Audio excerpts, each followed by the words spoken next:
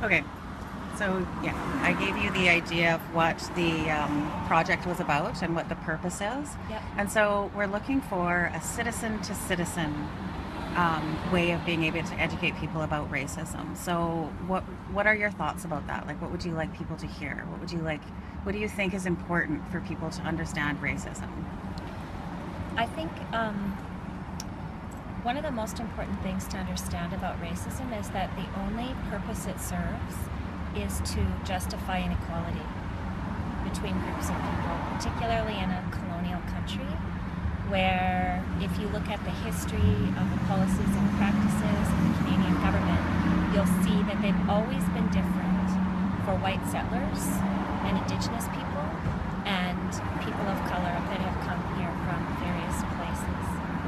So really, the purpose of racism is to justify those inequalities, the access to resources, voting rights, citizenship rights, access to land, who's allowed to own the land, who's allowed to farm the land.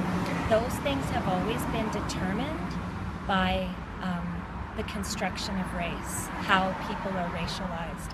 So really, that continues today. A lot of people are willing to open themselves up to understanding the history of inequality.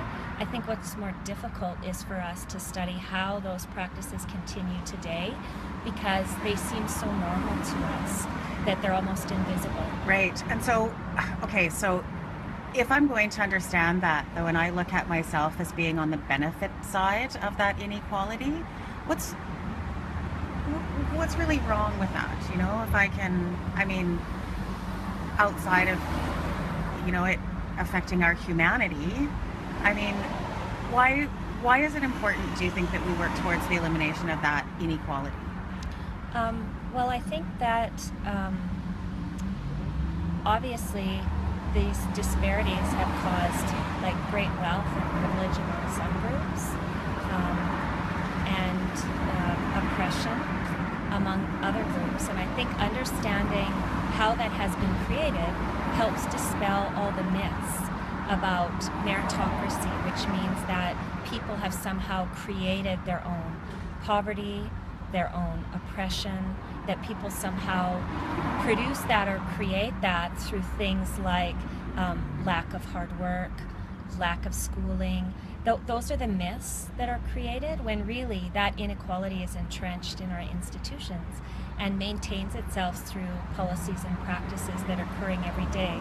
So what I find as an educator is once people understand not just how oppression is created, but also how privilege and wealth and dominance are created as well, we can start to really think about how we disrupt those practices, how we change those practices.